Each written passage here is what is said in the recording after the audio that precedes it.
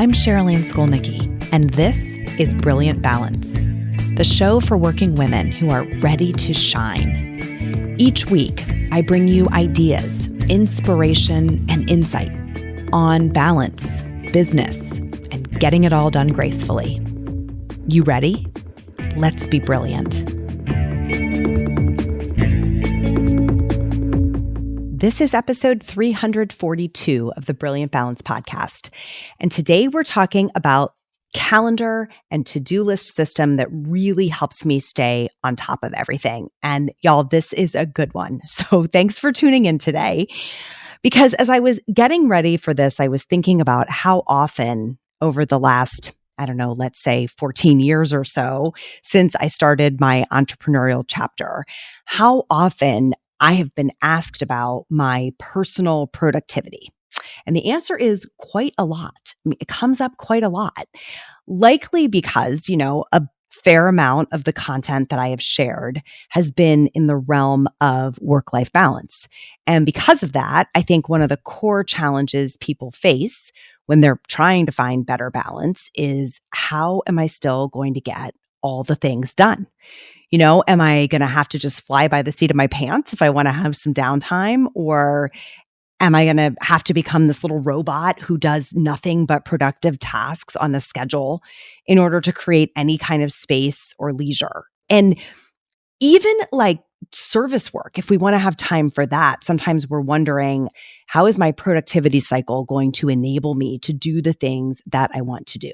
And I think this has been a journey that has unfolded over really my whole adult life. And as we get this episode started, I want to admit that my natural set point, call it, for productivity is probably objectively pretty high. Okay. People who know me in my real life, not as a podcaster, but who know me in my everyday life would say, yeah, you get a lot done. I have pretty high executive function in terms of my planning skills. I have a good sense of maybe time or how long things might take. So there's a bit of natural aptitude at play here for sure. But the real inflection point for me came when I had to move from running on instinct. I was able to just sort of get everything done on instinct to something that had more of a systemic approach. That happened when I had children. And I think this is probably true for a lot of you listening today, that up until that point, I was essentially just responsible for me, myself, and I. Even when I had a lot going on, like at school, when I was at college, or in my first jobs before I was married and had kids, there was enough of me to go around. I was able to fit the things in without too much trepidation. And honestly, even when I got married and I was running a household and keeping things afloat for two people, that wasn't really that much of a challenge. But when I got into the era of raising children, and I have 3 of them. If you're newer to the show, you might not know. They're teenagers now. But when I started raising children is really when I pressure tested my way of doing things. Things that I had done for years that had always worked started to just not work. And I can remember thinking crazy thoughts like, I don't know how I am going to get this letter into the mailbox. Like when I had my first child 19 years ago, I was trying to just get the basic things done, cook a meal while I was holding this newborn, go to the grocery store. And it just felt like there was so much new pressure on my ability to get things done that I started realizing I would need to make some kind of adjustments or improvements to the system that I used for how I was going to do them, right? How I was going to plan the things that needed to be done, how I was actually going to get them done hour by hour. And that got progressively worse when I added a second child and a third child to the mix. There was a point where I was doing multiple jobs. I had my entrepreneurial job. I was doing a full-time job in marketing for a skincare company. I had 3 children already. I was running my household. So just the complexity was ramped to full tilt. And the more pressure there was on the system, the more this complexity was causing pressure, the more challenging it became. Now, I'm using that word complexity really choicefully here because I think that when we reach the point where we have to integrate multiple people's schedules along with multiple schedules of our own, that creates one of the real pivot points. So for example, if I had an entire calendar of activity that was associated with work, right? This is my work calendar, and a whole calendar of activities associated with what's happening at home. And then I multiply that home calendar times, at least 3 more children. And I multiply it by 3 children's school calendars, right? By the time I had kids in school. The complexity that starts to get there with 3 school calendars, 3 kids' activities calendars outside of school, my work calendar, our family social calendar, and then my husband, who we're trying to plug into all of this, who's running his own calendars, that's a lot of complexity. And you may be in the same boat going, oh my goodness, that's what happened. That's the insight of what really shifted. Why did I used to be able to do this with a level of grace, a level of ease, and now I feel edgy. It feels perilous. Like at any moment, I might not be able to get these things actually done. Maybe things are even starting to fall through the cracks for you. Maybe you're missing deadlines. I vividly remember the day that I forgot about preschool pictures. My son was 4. He was in the 4-year-old class. I went to work. I sent him to school and I got this call from the preschool office like, hey, we don't have his picture form. And I thought, oh my God, not only do you not have his picture form, he isn't even wearing anything that I want captured with permanent photographic evidence, And it felt like such a mom fail. And of course, with the benefit of retrospect, he's now almost 17. We've survived the preschool picture debacle, but it really felt to me at the time like evidence that I was starting to miss things. And that was really the impetus to put a little bit of a more adaptive and robust system in place, but one that had to be simple because I had to be able to keep up with it in the middle of all that complexity. I had to feel confident that this would actually work, that I could prevent some of those moments of things falling through the cracks where, you're slapping your hand on your forehead going, I cannot believe this just happened. So if you are in that place now where you're feeling overwhelmed by a packed schedule or multiple packed schedules for that matter that you're managing, and if you're constantly playing catch up and wishing that you had your arms around things a little bit more, then this episode really is for you. And I think the evidence that you want to make a shift is if you feel like you're rushing all the time and there's not a lot of space in between one activity and the next, like maybe at the end of the day, you're just getting up from your desk and leaving it cluttered and full and tabs are open on your computer because you don't really have a chance to wrap things up because it's time to get in the car and go pick up a child from school or from practice or take them to a game or try to feed them along the way, right? And you get to the end of the day and you've done all these things and you're exhausted, but you've still missed stuff. And there certainly has not been a lot of time for yourself. That is probably the signal that we got to put a different system in place. Okay. So I will hear all the time things like, I had such big plans. I promised myself when I woke up, I was going to work out and then I was going to, make this healthy dinner and I was going to read a book. And here I am doom scrolling Instagram while warding off questions from my kids, vaguely aware that my partner is in the room. And I'm sick of this scenario. That this is what I hear all the time. This is the calendar runaround. And it's what happens when your time is always going to the loudest bidder. And I'm not even to the highest bidder, right? Not even to something that's maybe worth it, but the loudest bidder. When you have tons of people vying for your time and for your attention, and they're like triple booking you, it's really difficult. And what I want to talk to you about today is this toolkit that I developed really for myself. And I am going to make it available to you because it really puts you back in the driver's seat where instead of just saying yes because somebody asked you for your time, like calendar invites that come in, the bane of our existence, I want you to have a sense of being in charge of who actually gets your time. All right. Have you ever been in that place where you have competing invites? You look at your calendar and you're like, great, I'm triple booked at 1:00 because 3 separate people thought it was absolutely fine to put meetings on my calendar, even though that time was already allocated for something else. As though you could be in 4 different places at once on any given day or evening.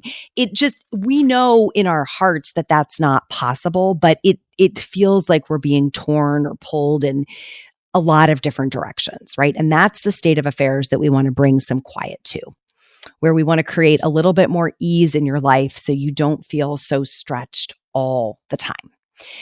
And everything that I am describing here, if you're head nodding, going, oh my God, does she have a camera in my house? Like everything I have said easily describes my life not that long ago, back, especially when my kids were young. And to some extent, I would say I could even fall into this today without this system. But when I was in that state where the kids were young and I was working a lot, regularly kind of falling asleep on the sofa with my laptop quite literally open on my lap, halfway through whatever task I thought I was going to finish. And then I'm dragging myself up the stairs to go to bed only to get up and do it all again the next day. There was just always so much more to do. And I really felt compelled to do all of it and to do it myself, so much so that I was chronically behind, just working like crazy to try to stay ahead of it, but still feeling like I was falling behind. And so I wanted to find a way to manage that with a bit more margin. And let me tell you what I did. So the transformation, my goal was I want my week to stop feeling so chaotic and reactive. Like this is taking me under.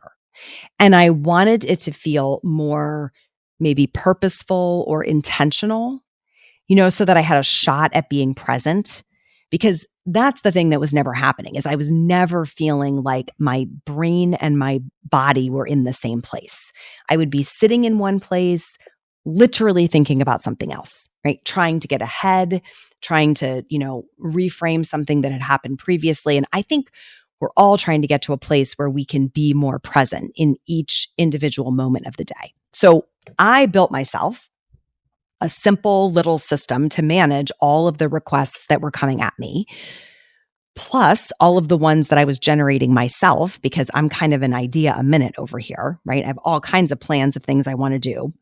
And I really re-engineered the way that I thought about 3 different things, 3 tools that I was using in my life. First, my calendar, like my digital online calendar. I had to really rethink the way I was going to use that tool. Second, my to-do list. We all have one, right? You might have 10. You might have sticky notes and a yellow legal pad and a notebook someplace, and scrap paper in the car. And I really wanted to think about, okay, what am I going to do about this to-do list? How am I going to get it all in one place? And the third tool was, is there a role here for any kind of paper planner? Like a actual hard copy planner. I know lots of us have them. They might be different sizes, like there's really small ones or full notebook sized ones, but was there a role for a paper planner? So I was thinking about those 3 things, my digital calendar, my to-do list, and a paper planner. And I wanted to use tools that I already had access to, right? I didn't want to go like build an app. And I thought about it for a hot minute, like maybe this is what I'll do. Maybe I'll create an app and then use that. But I didn't necessarily want to build a better planner. There are so many planners out there. Lots of them are honestly over-engineered to the point where they're not helpful anymore, right? They have so many bells and whistles that you kind of lose the forest for the trees. I didn't want to build a new version of a digital calendar or a task management system. I really wanted to use tools that were already out there and readily available. So I used the tools that I had access to when I designed this for myself. And I started thinking about how I used them a little bit differently. I thought about what was the real role that my digital calendar needed to play. And it turns out that I was maybe in some ways overly reliant on the digital calendar. And in other ways, maybe under-reliant. Like I was overutilizing some aspects and underutilizing other ones. And back in the day, like a lot of us were living only out of a paper planner. I went to Franklin Covey training. Maybe you went to training like that at some point in your career where we learned how to use the paper planner to plan our time. And then when digital tools came online, it was like, maybe this is the full replacement and I don't really need anything that is hard copy. And I had to really think about, did I want to reintroduce some version of a paper planner? Because at the time that I was building the system, I really wasn't using one. So I knew there was this intersection between these tools, and I had to figure out how I was going to integrate these multiple systems, right? Because I had the kids' schedules, my schedule, these different tools, and everything had to sort of synthesize. And the insight that I had was that I needed like mission control. I needed a way to have everything in front of me in one place because I was one human who was going to walk through my day 1 hour, one place at a time, right? Regardless of what was on my calendar, I was going to have to work through my day, maybe doing some advanced planning, but really figuring out where my body and brain were going to be as I went throughout the day.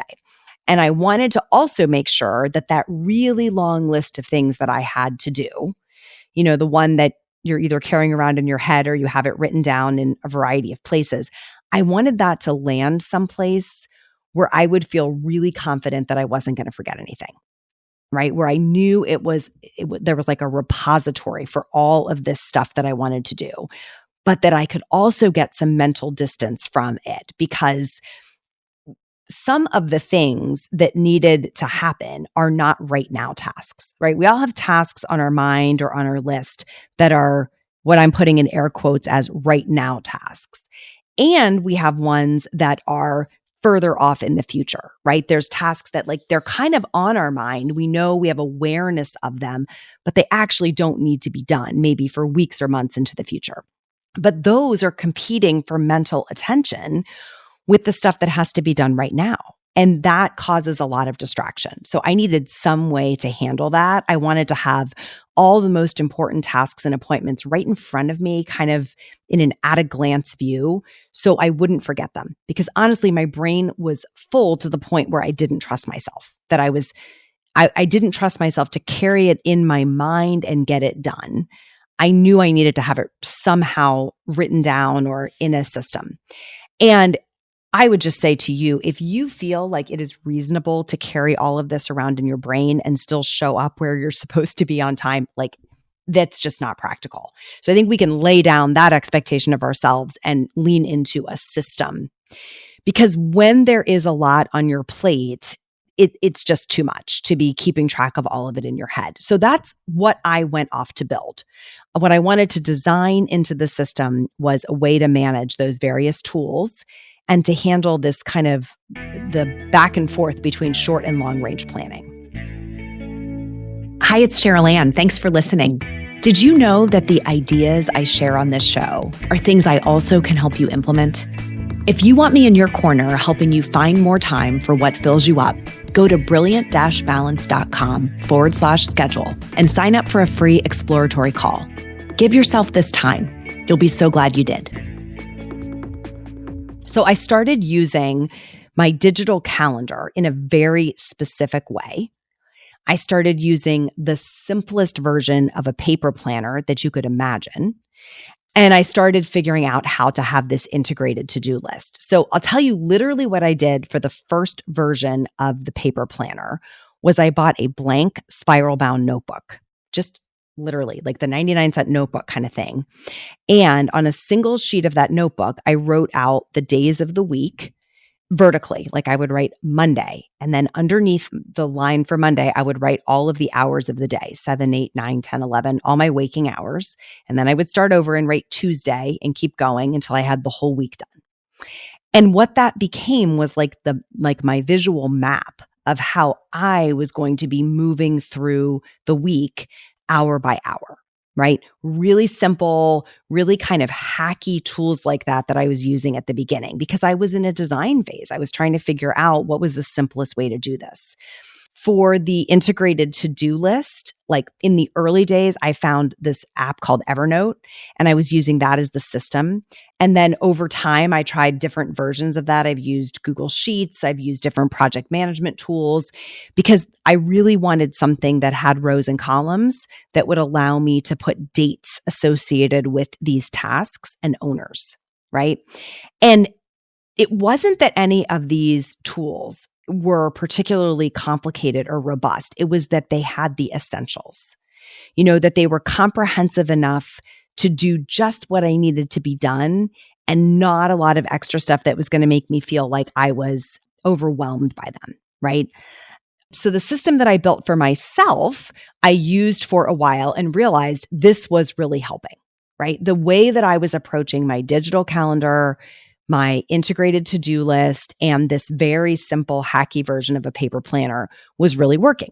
So because I was running coaching programs at the time, I started integrating these tools into the coaching programs that I've had. Okay. And over the years, we've had different levels of coaching programs, right? Different levels of comprehensiveness, but they've always had some notion about how to get your arms around your time, right? Because it's so foundational.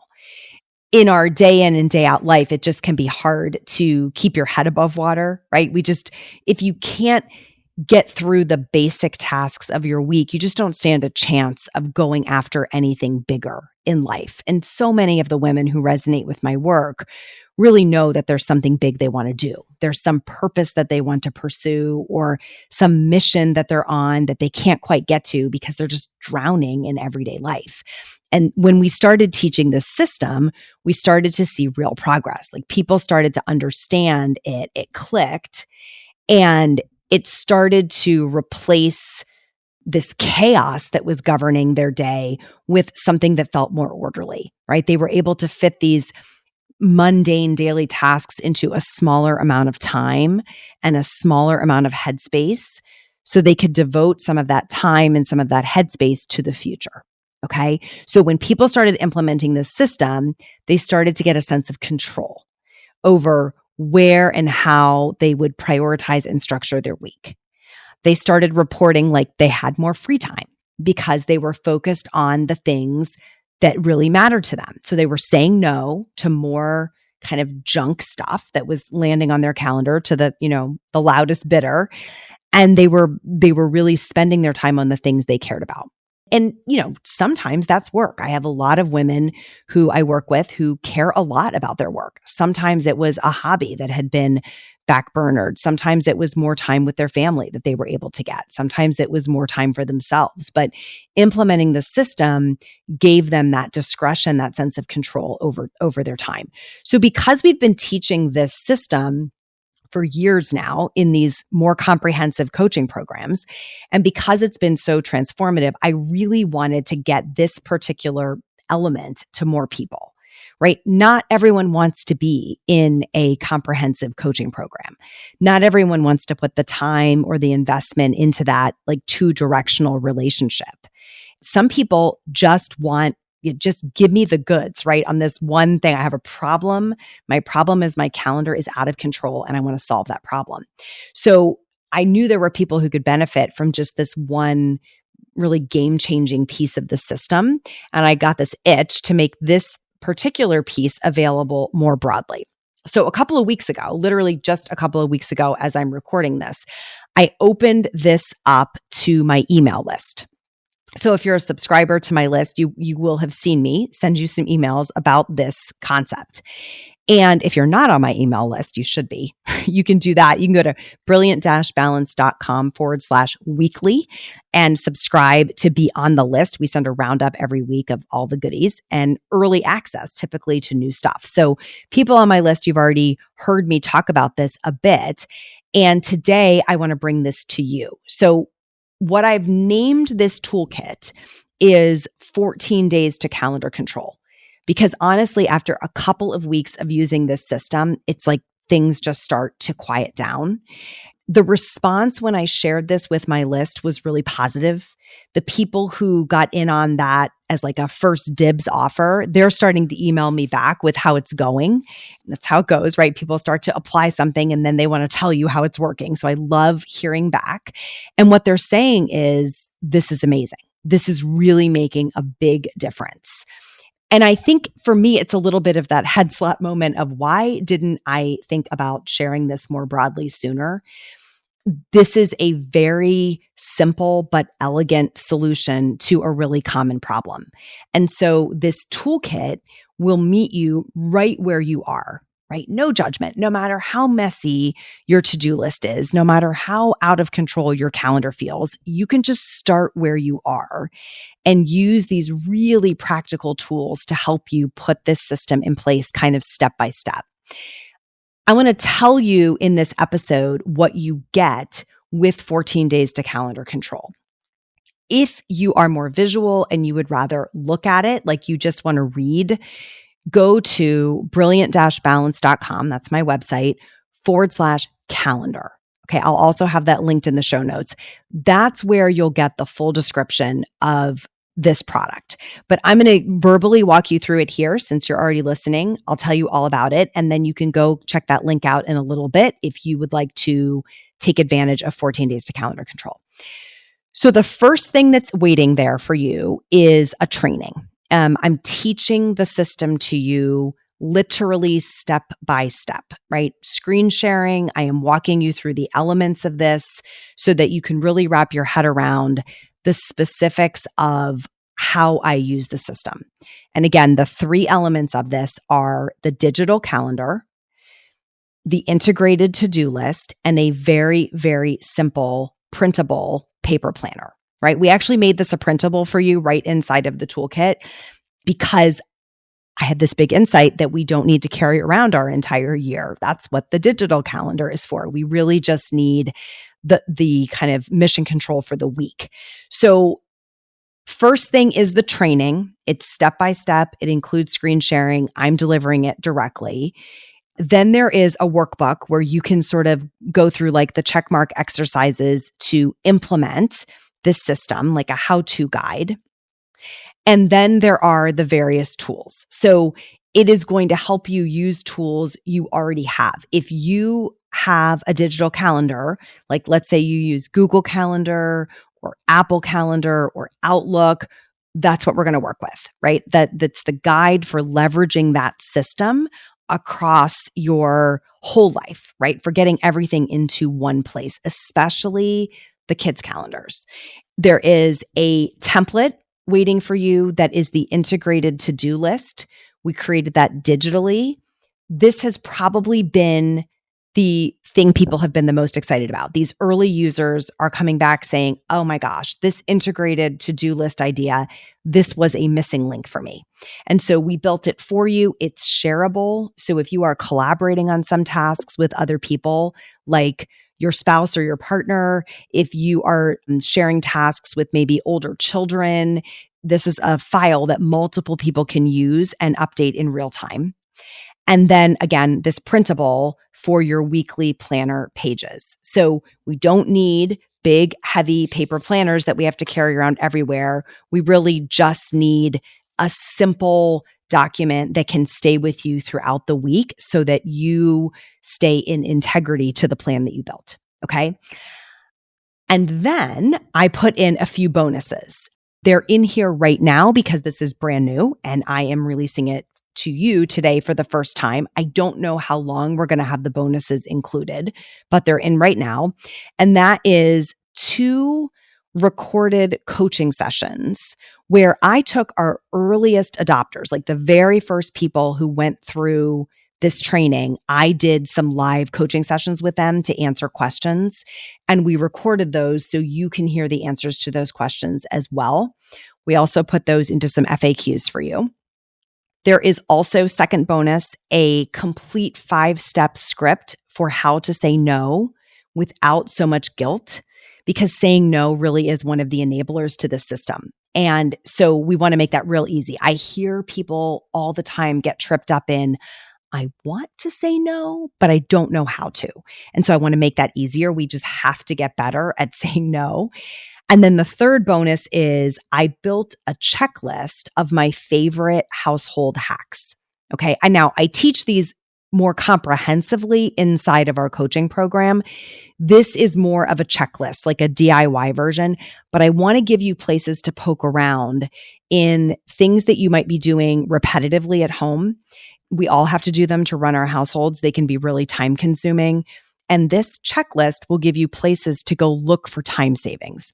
And I am telling you, there are hours and hours of time savings every week available to you with just that alone. So if you are where I was, as you know, and as I was describing earlier in this episode, and you are kind of drowning in all of the things that you need to do, and you know you need to take control of your calendar, I promise you that getting your arms around this will help you so much. So you just go to brilliant-balance.com/calendar.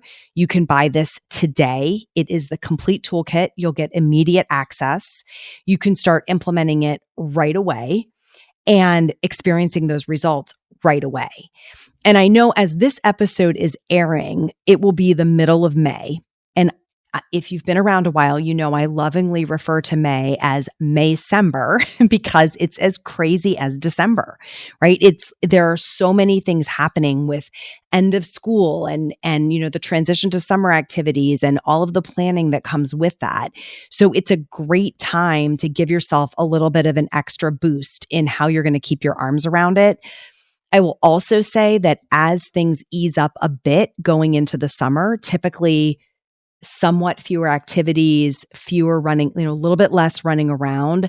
That is a great time to really get some at-bats in with using this system, right? Week by week, learning the system where you don't have quite as much happening. When things really ramp back up again at the end of the summer and as we head into the school year, I think you'll be like really capable in using this system. It will feel so good. So if you know you are in a really chaotic time, great opportunity to implement this and get your arms around everything. You'll just continue to brain dump all of these ideas into your running to-do list, and you'll start to see throughput on that to-do list. So it's huge. Again, it's at brilliant-balance.com/calendar. I will also link that in the show notes so that you can go get it for yourself and get this into your hands. Again, the introductory pricing that is there right now as this episode airs and the bonuses that I referenced in this episode will not be there forever. So there really is no better time to practice being decisive and get in on this than today. It just takes a second to get it into your hands. So thank you for listening to today's episode. Thank you for taking a look at what I put together for you. I hope you love it. I hope it makes a giant difference, and I hope you come back and tell me about that. I hope that it whets your appetite and you realize that, hey, if I spend a little bit of time kind of double clicking on some of these really persistent issues in my life, I can get some forward momentum again, because that's what I want for you more than anything. That's all for today, my friends. Till next time, let's be brilliant.